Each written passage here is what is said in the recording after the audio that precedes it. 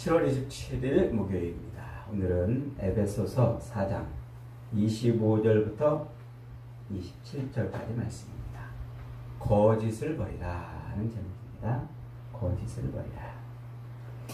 이 에베소서는 전반부 1장부터 3장까지는 우리가 어떻게 교회가 되었나 그 얘기를 다양한 각도에서 설명하는 것이라고 했죠. 그리고 4장부터 5, 6, 7장, 죄송합니다. 6장까지, 4, 5, 6장까지가 이제 교회로서 어떻게 사는 게 잘 사는 것인가, 어떻게 사는 게 바르게 사는 것인가, 그 얘기를 하는 것이라고 했어요. 교회라는 말을 헬라어로 에클레시아 그런다고 그랬죠. 이게 무슨 뜻이라고 그랬어요? 싸움을 위해서 부르심을 입은 사람들이라는 뜻이라고 그랬죠. 이 말은 그 당시에 보편적으로 있던 말이에요. 당시에 마을마다 아고라, 광장이 있고 광장 옆에 종탑이 있는데 전쟁이 나면은 그 종을 땡땡땡땡 치면은 사람들이 즉각 자기 생업을 멈추고 그 광장에 다 모여들었어요. 그래서 전쟁에 나가서 싸움을 싸우려고 그렇게 모여든 사람들, 그들을 일컬어서 에클레시아 이렇게 말했단 말이에요. 그것을 예수님이, 그 의미를 예수님이 제자들에게 얼른 갖다 붙인 거예요. 그래서 주님을 따르는 사람들, 예수 그리스도를 주는 나의 구주요, 하나님의 아들이십니다. 주는 그리스도시요, 하나님의 아들이십니다. 이렇게 고백하는 그 사람들에게 얼른 그 의미를 갖다 붙였어요. 그래서 주님을 따르는 백성들은 그 정체성이 뭐라는 거예요? 싸우려고 모인 사람들이라는 거예요. 전쟁을 위해서 모인 사람들, 전투를 위해서 모인 사람들. 이게 교회라는 의미라고 그랬죠. 그래서 교회는 싸우는 공동체, 그 싸움은 영적인 싸움이란 말이에요. 진짜 서로 멱살 잡고 머리끄댕이 잡고 싸우는 그 싸움이 아니고 영적인 싸움. 그리고 그 싸움은 이중적이죠. 첫째로는 자기와의 싸움이에요. 또 하나는 진짜 악한 영들에 대해서 싸우는 싸움. 그러니까 끊임없이 끌어오르고 끊임없이 터져나오는 자기 욕망과 욕심, 자기의 그 옛 지체, 그것을 죽이는 싸움. 그리고 실제로 주님의 제자들이 세상에 나가서 외쳐야 될 게 복음이잖아요. 그 복음을 전하는 데 있어서 악한 영이 회방하고 또 악한 세력들이 막고 세상의 권세와 이런 것들이 막는데 거기에 대해서 싸워서 복음을 끝까지 증거하는 일, 이 두 가지 싸움을 싸우는 것, 이게 교회의 정체성이라 그 말을 지금 해오고 있습니다.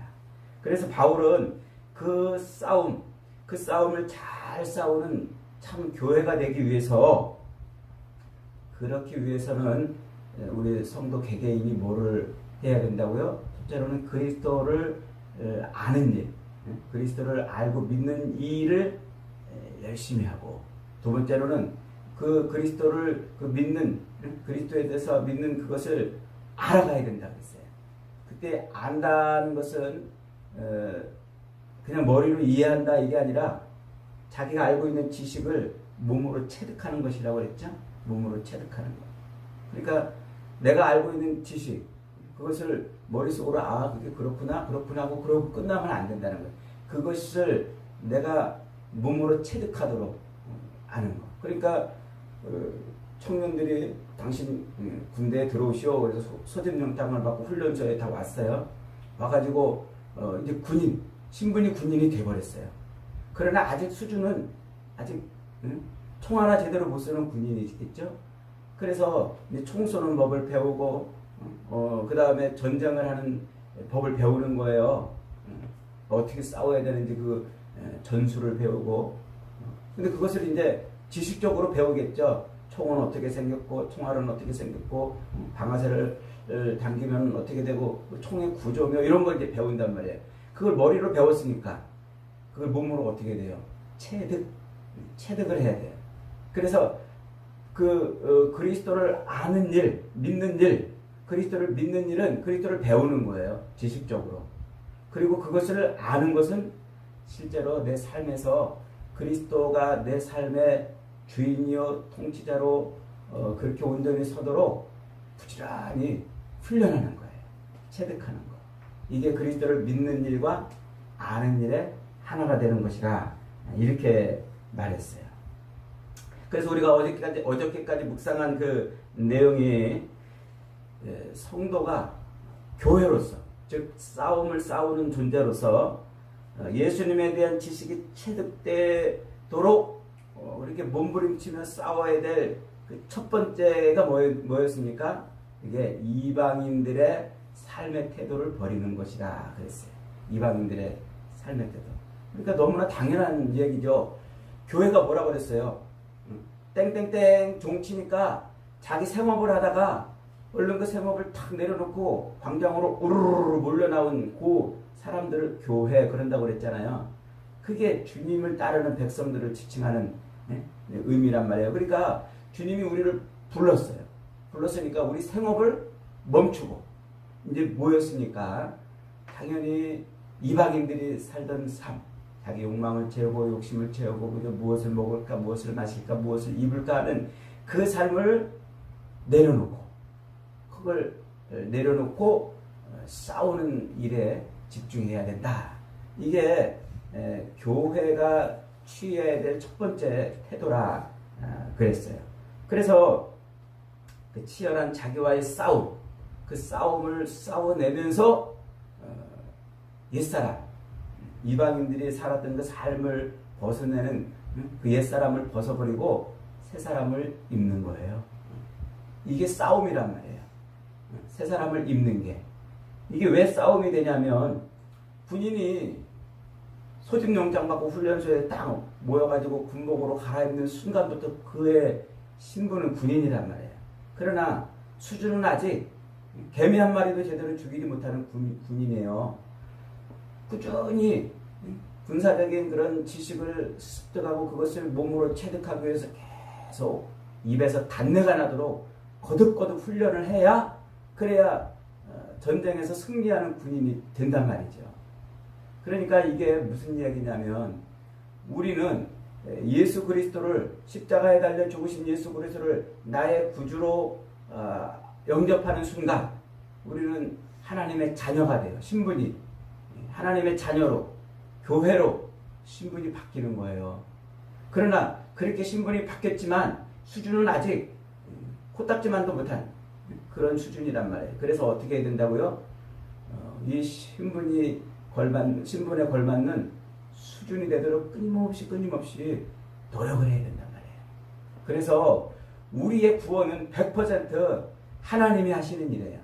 예수 그리스도를 믿는 그 순간 우리는 옛사람에서 새사람으로 완전히 신분이 바뀌어요. 바뀌지만 아직 수준이 옛날 그 수준을 그대로 살고 있기 때문에 끊임없이 뭐 해야 되는 거예요? 새사람으로 입어가야 돼요. 그래서 이게 100% 하나님이 우리를 구원하시지만 동시에 두렵고 떨림으로 우리가 구원을 이루어 가야 된다. 이렇게 말하는 거예요. 그러니까 나 구원받았네 그러고 끝이 아니에요. 구원받았네 그러고 군복 입었다고 군인이 다 군인이 아닌 거죠. 끊임없이 뭐 해야 돼요? 그 군인의 진짜 목적을 이루기 위한 수준까지 자라가도록 끊임없이 자기를 훈련해야 된단 말이에요. 옛사람을 벗어내야 된단 말이에요. 새사람을 자꾸 입어야 된단 말이에요.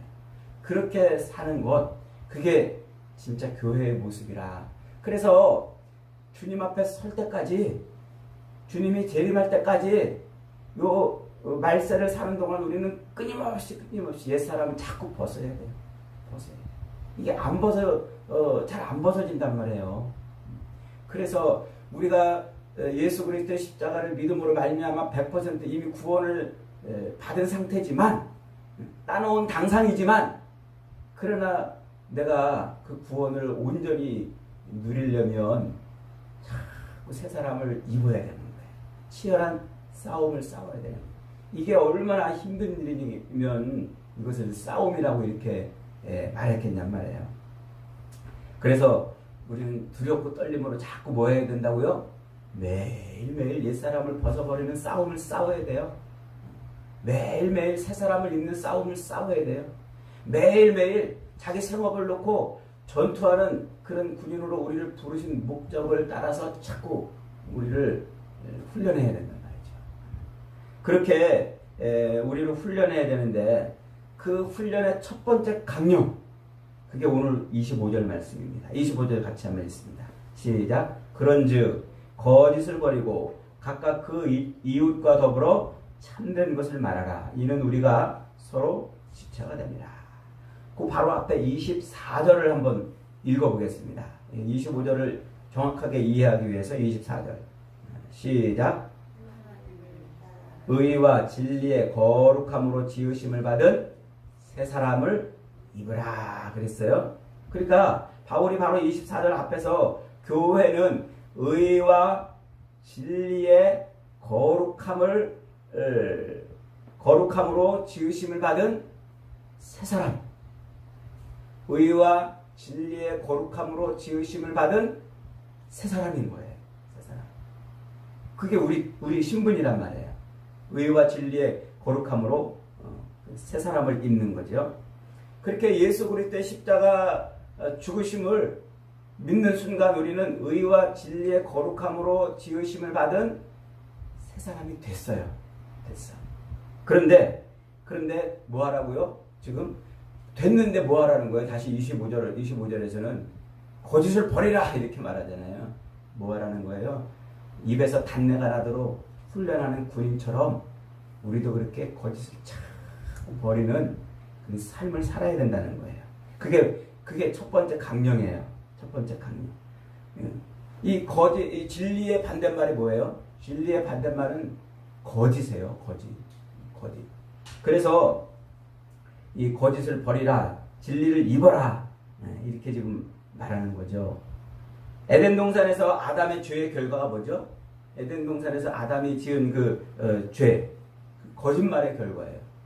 그러니까 에덴 동산에서 아담이 죄를 지을 수밖에 없었던 이유가 뭐냐면 거짓 때문이란 말이에요.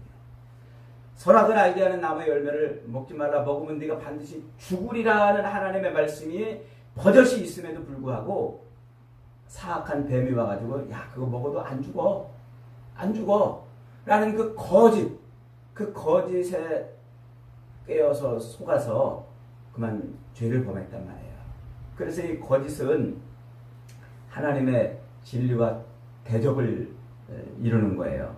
그 예수님께서도 이 마귀 사탄을 뭐라고 표현했어요? 거짓의 아비 이렇게 말해요. 요한복음 8장 44절에 보면은 예수님이 이렇게 말씀하세요. 너희는 너희 아비 마귀에게서 났으니 너희 아비의 욕심대로 너희도 행하고자 하느니라. 그는 처음부터 살인한 자여 진리가 그 속에 없으므로 진리에 서지 못하고 거짓을 말할 때마다 제 것으로 말하나니 이는 그가 거짓말쟁이요 거짓의 아비가 되었습니다. 그러니까 이 거짓이라는 말은요 하나님을 대적하는 그것이고 그것은 진리와 아무 상관없는 거예요. 그래서 이 거짓은 마귀에게 속한 것이고 이게 타락한 인간의 속성이에요. 그래서 이 죄 가운데 있는 인간들은 자꾸 뭐예요? 거짓을 행한단 말이에요. 거짓을. 그래서 늘 자기 욕망을 채우고 자기 욕심을 드러내기 위해서 늘 거짓을 말하고 거짓을 감추기 위해서 또 더 큰 거짓을 행하는 이런 일을 하는 거죠. 이게 죄 아래에 있는 사람의 특징이란 말이에요. 우리가 흔히 이제 거짓을 버리라 그러면 거짓말만 생각하는데 바울은 지금 여기서 거짓이 단순한 말로 표현되는 의미로서만이 아닌 이 거짓을 뭐에다 지금 표현하고 있냐면 그리스도에게서 떠난 것이라고 지금 표현하고 있어요. 이게 굉장히 중요한 말이에요. 그리스도에게서 떠난 말. 자, 25절 끝까지 다시 한번 읽어봅니다. 오늘 본문 25절 시작. 그런즉 거짓을 버리고 각각 그 이웃으로 더불어 참된 것을 말하라. 이는 우리가 서로 지체가 됩니다. 여기 좀 한글로 좀 이렇게 아리까리하게 표현이 되어 있습니다만은 우리가 지체, 즉 교회에 속해 있기 때문에 거짓을 버려야 된다는 말이에요. 지체라는 말이 뭐예요? 교회라는 말이거든요.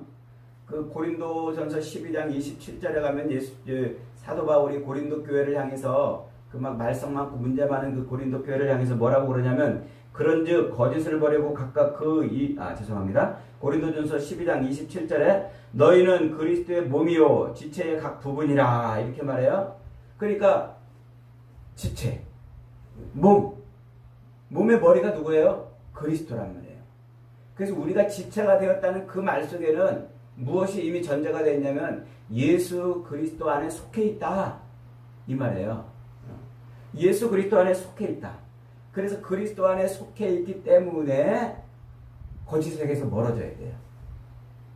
그러니까 이 거짓에게서 안 멀어지고 이것을 끌어내지 못하면 당연히 어떻게 되어 있는 거예요? 그리스도에 속해 있지 않은 것이다.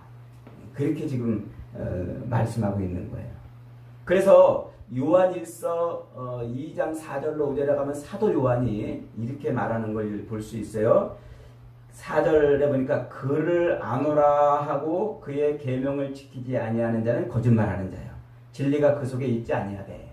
예수님을 아노라 이렇게 말하면서도 그러면서도 예수님의 계명을 따르지 않으면 그가 뭐 하는 자? 거짓말하는 자. 진리에 속해 있지 않은 자란 말이에요. 그러니까 그 거짓을 떨쳐버리지 못한 그런 사람은 자기가 아무리 나 예수님 믿어 예수님께 속해 있어 이렇게 말해도 그는 진리에서 떠나 있는 진리에 속하지 않은 사람이에요. 여러분 예수 믿는 사람들이 거짓을 행해가지고 사기치는 사람들이 얼마나 많습니까? 가만히 보면은 말을 얼마나 번질번질하게 잘하는지요. 꼴딱꼴딱 넘어가잖아요. 근데 그 사람들 보면은 말만 예수 믿는다고 그러지 실제로는 자기가 진짜 그리스도에게 속해 있는 자라고 한다면 사기를 칠 수가 없는 거예요. 왜냐하면 진리에 속해 있는 자는 하나님의 영이 그 속에 있기 때문에 그래서 자기가 짓는 그 죄, 그 거짓에 속해 있는 것에 대해서 자꾸 벗어나고 떨쳐버리려고 그렇게 하게 돼 있습니다. 그래서 자기 안에 있는 이 끓어오르는 욕망, 남의 것을 빼앗아서라도 내 것을 삼고 싶은 그런 욕망이 자꾸 줄어드는 거예요. 줄어드는 거. 그래서 사도 바울은 거짓을 버려라 이렇게 말하면서 두 번째 강령으로 분노에 대해서 말해요. 26절 같이 26절 27절 시작. 분을 내어도 죄를 짓지 말며 해가 지도록 분을 품지 말고 마귀에게 틈을 주지 말라. 이게 우리 말로는 잘 구분이 안 되게 이렇게 번역이 되어 있습니다만은 이렇게 표시를 좀 해놓으시기 바랍니다. 분을 내어도 할 때 그 분은 올기데스테라고 이렇게 써요. 헬라어로 올기데스테. 마땅히 내야 되는 분노. 혹은 이제 뭐 굳이 표현한다면 의로운 분노. 이런 표현이에요. 그 다음에 두 번째 분을 품지 말고 할 때 거기에서 분은 8월 기스모스라고 그 단어를 써요. 그러니까 앞에서 분을 내어도라는 분하고 뒤에서 분을 품지 말고 이 분이 헬라어로 다른 단어예요. 근데 우리말로 똑같이 분 이렇게 번역을 해놔가지고 이게 구분이 잘 안 돼요. 우리말로는. 그런데 앞에서 쓰는 분을 내어도 이 말은 올기제스테라는 말로 의로운 분노, 마땅히 내야 되는 분노 이 말이에요. 그러니까 마땅히 분을 내어도 그 다음에 뒤에 그 분을 뭐 하지 말라? 품지 말아라. 그럴 때 그 분은 8월 기스모스라고 해서 이것은 적개심. 막 원수를 갖고 싶어가지고 막 그런 마음을 품는 거 있죠? 적개심을 말하는 거예요. 그러니까 앞에 거는 마땅히 내야 되는 분노, 뒤에 거는 적개심. 이렇게 다른 단어예요. 근데 우리말로 똑같이 분 이렇게 번역을 해놔가지고 좀 헷갈리게 되어 있습니다. 그래서 요거를 이 원어의 의미에 가장 가깝게 다시 한번 표현을 해보자면 이런 뜻이에요. 마땅히 분을 내어라. 그러나 그것을 온종일 마음에 품어가지고 적개심을 삼아서 죄를 짓지 말아라. 그것은 마귀에게 틈을 주는 거다. 이런 뜻이에요. 마땅히 우리는 분을 낼 수 있어요. 그러나 그 분을 그렇게 냈는데 그것을 하루 종일 막 마음에 품고 있으면 그게 뭐가 돼요? 적개심이 된단 말이에요. 그러면 뭐 어떻게 된다고요? 그때 마귀가 틈을 탄단 말이에요. 마귀가. 마땅히 내는 분노, 이것을 흔히 이제 우리가 의로운 분노 이렇게 이제 표현할 수 있어요. 그러니까 예수님께서도 이 땅에 오셔가지고 분노를 많이 내셨잖아요. 분을 많이 내셨잖아요. 마가복음 3장 5절에 보면 이런 말이 있어요. 저희 마음의 완악함을 근심하사 분노하심으로 저희를 돌아보시고 그 사람에게 이르되 네 손을 내밀라 하시니 그가 내밀매 손이 회복되었더라. 손 마른 자를 고쳐주는데 옆에서 뭐라고 그러는 사람들한테 예수님이 분노를 내셨어요. 그리고 손 마른 자를 고쳐주셨다 이 말이에요. 또 예수님이 성전에 들어갔더니 막 장사하는 사람들이 있었잖아요. 그래서 막 노끈으로 채찍을 만들어서 막 분을 내시고 화를 내시면서 상을 막 뒤집어 엎는 거룩한 분노를 행하시잖아요. 그러니까 거룩한 분노는 우리가 행할 수 있는 거예요. 하나님도 이 거룩한 분노를 우리에게 행하시죠. 그런데 그런 분노를 우리에게도 내도록 하셨단 말이에요. 거룩한 분노를 내라고. 그래서 고린도후서 7장 11절에 보면 이런 말이 있어요. 보라, 하나님의 뜻대로 하게 된 이 근심이 너희로 얼마나 간절하게 하며 얼마나 변증하게 하며 얼마나 분하게 하며 얼마나 두렵게 하며 얼마나 사모하게 하며 얼마나 열심히 있게 하며 얼마나 벌하게 하였는가. 그러니까 하나님의 뜻대로 하나님이 성도에게 은혜를 주셔가지고 그 성도가 은혜를 받아가지고 하나님의 뜻대로 뭐 하는 거예요? 그 하나님의 뜻대로 막 간절히 막 사모하고 또 하나님의 뜻대로 막 바르게 살려고 몸부림치고 하나님의 뜻대로 막 분노도 일어난단 말이에요. 분노도. 그게 하나님이 우리 안에 역사하는 한 방법 중에 하나예요.